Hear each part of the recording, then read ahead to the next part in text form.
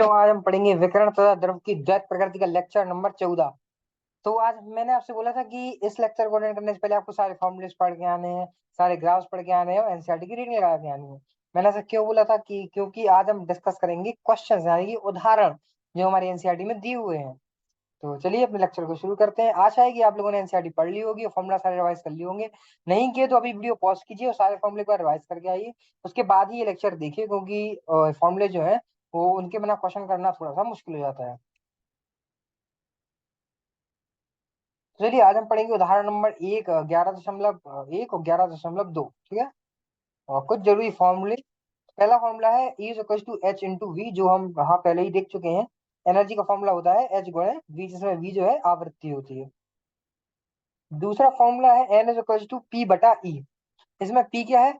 इसमें जो पी है वो चलिए एन क्या है? एन क्या है? जो नंबर ऑफ इलेक्ट्रॉन है, मतलब इलेक्ट्रॉन का जो वो नंबर है जो इलेक्ट्रॉन दो एक धातु से निकल सकते हैं मैक्सिमम, मतलब जो सबसे ज्यादा।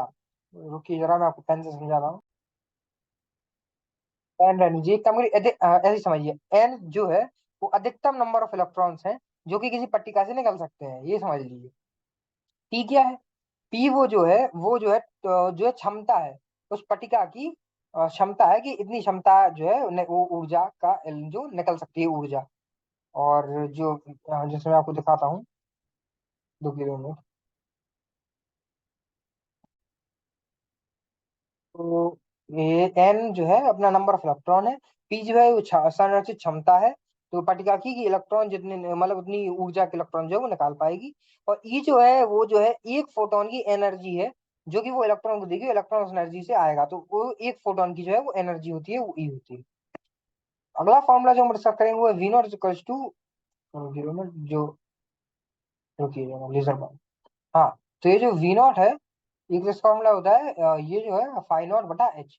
इसमें वी नॉट जो है अपनी दहली आवृत्ति है, और जो फाई नॉट है वो अपना जो है कार्यफलन है, और एच जो है वो प्लैंक्स कांस्टेंट है, जिसकी जो वैल्यू है वो स्थिर होती है, और वो 6.63 इंटू 10⁻−34। तो ये जो है इस एच की वैल्यू होती है। और ये फॉर्मूला जो है वो हम पढ़ चुके हैं पहले भी, कि दहली आवृत्ति बराबर कार्यफलन भाग प्लैंक्स कांस्टेंट, प्लैंक्स स्थिर जिसको बोलते हैं।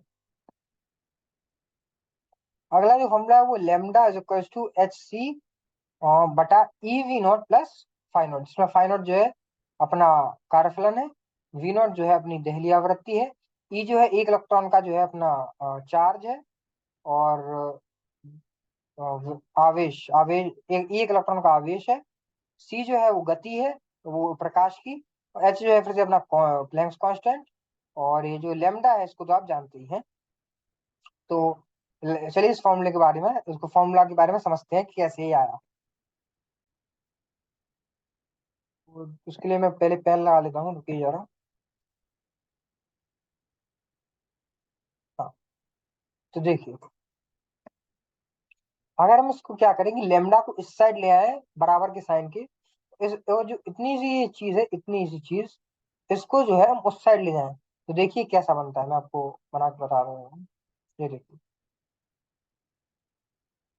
और रुकिए जरा।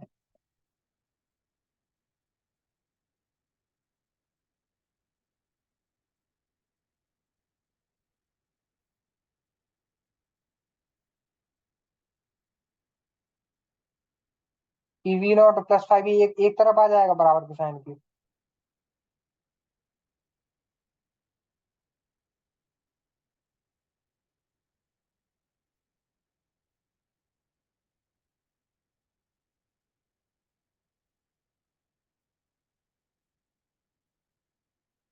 हाँ, तो देखिए, ये जो है तो ये तो अपनी एनर्जी हो गई। तो कैसे एनर्जी हो गई? क्योंकि ईवी नॉट है, ये अपना क्या है, ये वो एनर्जी है जो जो इलेक्ट्रॉन के बाद निकलने के बाद मिलेगी। जो इलेक्ट्रॉन के निकलने के बाद जो बचती है वो एनर्जी है, और ये जो कार्यफलन है, इतनी एनर्जी तो इलेक्ट्रॉन को चाहिए ही चाहिए, क्योंकि उसको पट्टिका से बाहर आना है। तो ये जो है इतना पार्ट, रुकिए मैं आपको इरेजर से अच्छे से बना के बता देता हूँ। हाँ, तो ये जो है ये वाला जो ये वाली चीज है, ये है अपनी एनर्जी, मतलब टोटल ऊर्जा जो है वो जो इस साइड लिखी है बराबर साइन की, ये वाली चीज जो है वो ऊर्जा है।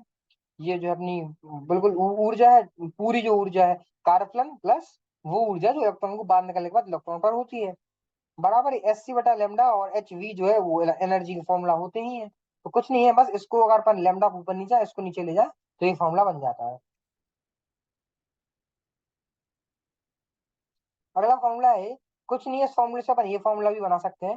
जैसे अगर अपन इस वाले फॉर्मूले में जो पांच में मैंने दिखाया है, इसमें अगर दोनों साइड कार्यफलन को जोड़ देते हैं तो क्या बनेगा, मैं आपको जोड़ के बता देता हूँ।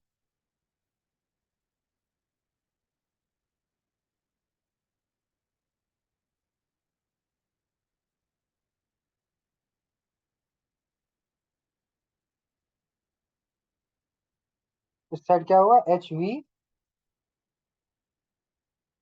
Minus कार्यफलन plus कार्यफलन। देखिए होगा क्या, देखिए। हाँ, तो इस साइड बराबर के इस साइड वाली चीज है, ये तो सारी कैंसिल हो जाएगी, ये और ये प्लस है ये माइनस है, तो एक दूसरे को कैंसिल कर देंगे। रुकिए जरा। हाँ,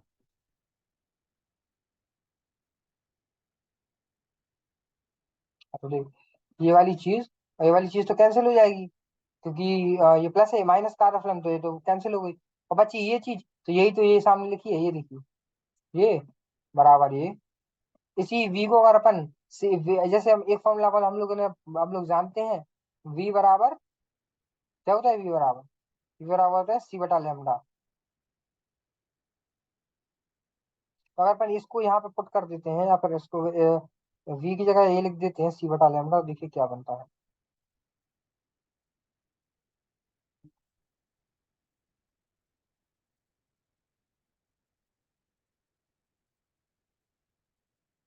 एच सी बटा लेमडा। तो कुछ नहीं है, सारे फॉर्मूला एक दूसरे से लिंक है, बस कुछ डिजाइन करके इनको बनाया गया है कि आवृत्ति की वैल्यू रख दी, कहीं पे तरंग दैर्ध्य की वैल्यू रख दी, और जो है सारे फॉर्मूलों को बनाया है। तो सारे फॉर्मूलाज को आप याद कर लीजिए। और चलते अब चलिए अपना जो एक उदाहरण है उसको डिस्कस करते हैं। ये कुछ फॉर्मूलेज थे, मैं यहाँ पे सारे फॉर्मूलेज रफ कर रहा हूँ। चलिए।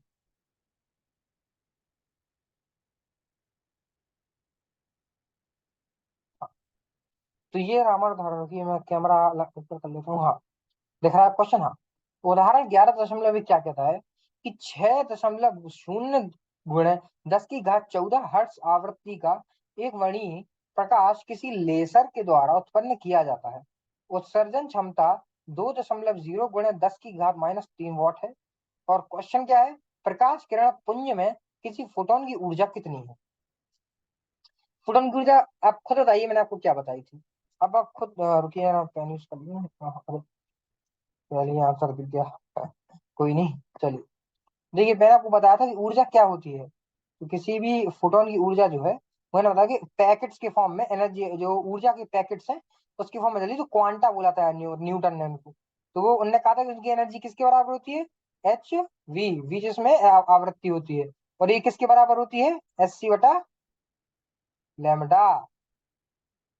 तो हम लोग इनमें से कोई एक फॉर्मूला यूज करना है, या तो हम ये वाला यूज कर लेंगे, क्योंकि यार, हाँ, तो या तो हम इन दोनों को यूज कर लेंगे, या हम इन दोनों के इक्वल करके यूज कर लेंगे। तो उसे हम देखें क्वेश्चन में दिया क्या है।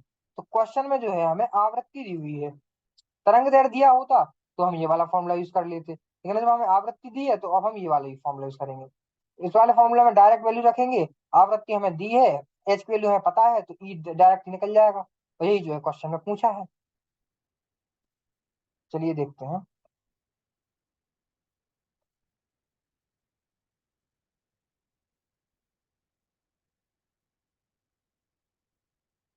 ठीक है, चलिए देखते हैं।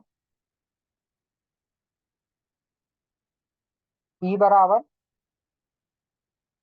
अब एच की वैल्यू क्या होती है, 6, 6.3 गुणे 10 की घात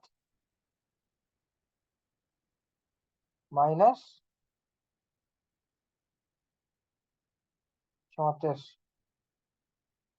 और इसका गुणा करना है किसमें, इसमें अपन को आवृत्ति में। आवृत्ति कितनी दी हुई है? 6 दशमलव।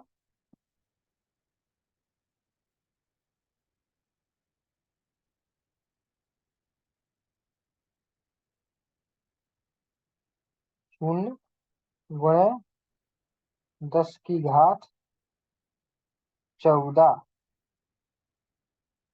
देखिए, दी हुई है कि नहीं? ये जो है अपने एच की वैल्यू है, और ये जो है आवृत्ति दी हुई है। कुल मिला के इसको जब आप सॉल्व करेंगे तो आपका आंसर जो है वो आ जाएगा। चलिए इसके सॉल्यूशन को देखते हैं जो एनसीईआरटी में दिया हुआ है। जी देखिए, कुछ नहीं है। अपनी जो है ये वाली जो वैल्यू है, ये अपनी एच की वैल्यू है। और ये वाला जो है ये जो है अपने आवृत्ति है। तो इनको जब गुणा करने पर जो है ये अपना आंसर आ गया, ये जो है एनर्जी है। तो चलिए अब देखते हैं अगला क्वेश्चन। स्रोत के द्वारा औसत तौर पर प्रति सेकंड कितने इलेक्ट्रॉन उत्सर्जित होंगे? तो याद करिए इसका फॉर्मूला मैंने क्या बताया था। प्रति सेकंड इलेक्ट्रॉन कितने उत्सर्जित हो रहे हैं, मतलब अपन आपसे क्या पूछा है, एन पूछा है। तो इसका फॉर्मूला मैंने क्या बताया था, क्षमता पी बटा ई। इसमें ई क्या था, प्रत्येक फोटोन की ऊर्जा, और पी क्या थी, क्षमता।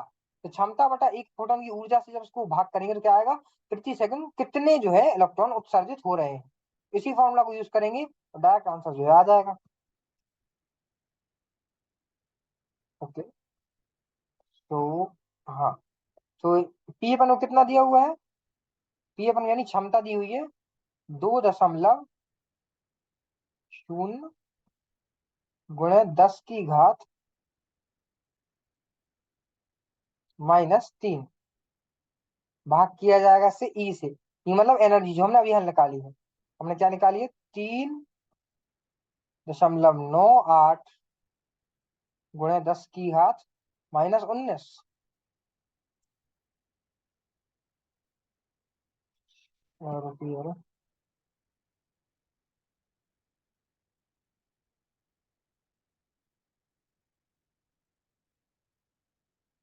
हाँ, तो जब इसको सॉल्व करेंगे आप तो आपका आंसर जो है आ जाएगा। कुछ नहीं, डायरेक्ट है। तो इसको डायरेक्ट आपको डिवाइड करके सॉल्व कर लेना है, आपका जो आंसर आ जाएगा। चलिए इसका भी एनसीईआरटी का सॉल्यूशन देख लेते हैं। ये देखिए, कुछ नहीं, डायरेक्ट पी बटा ई करा है। पी जो है अपनी क्षमता है, ई जो है अपना ऊर्जा है एक फोटोन की। तो अपने निकाला है कि जो है इतने जो है फोटोन प्रति सेकंड जो है आएंगे गिरेंगे, और इतने इलेक्ट्रॉन जो है वो निकलेंगे। चलिए, तो अगला उदाहरण है 11.2। यदि सीजियम का कार्यफलन 2.14 इलेक्ट्रॉन वोल्ट है, तो परिकलन कीजिए कि सीजियम की दहली आवृत्ति तथा आपतित प्रकाश का तरंग दैर्ध्य यदि प्रकाशित धारा को 0.6 वोल्टेज का एक निरोधी वेव लाकर शून्य किया जाए। तो ये क्वेश्चन जो आपको ट्राई करना है, क्योंकि समय हमारे पास उतना है नहीं, तो हम इसको अगली क्लास में डिस्कस करेंगे। आपको इसको घर पे ट्राई करना है, इसलिए मैंने आपको जो क्वेश्चन दिया है। ये देखिए, क्वेश्चन को ट्राई कीजिएगा, और अगर आपसे बन जाता है तो बहुत बढ़िया, नहीं बनता है तो अगली क्लास में उसको डिस्कस कर लेंगे। तो चलिए, आज हमने क्या पढ़ा, आज हमने पढ़ा 11.1 उदाहरण, और बाकी कल हम पढ़ेंगे 11.2 उदाहरण और 11.3 उदाहरण। तो आप ये उदाहरण को ट्राई जरूर करिएगा, हमने जो आपको होमवर्क में दिया है। कल हम इसको डिस्कस करेंगे, और बाकी फॉर्मूला सारे फिर से रिवाइज करके आएगा, क्योंकि कल हम फिर से क्वेश्चन डिस्कस करेंगे। तो चलिए मिलते हैं, एनसीईआरटी रिवाइज करते रहिए, बने रहिए मेरे साथ। जब तक के लिए टाटा बाय बाय, मिलते हैं अपनी अगली क्लास में।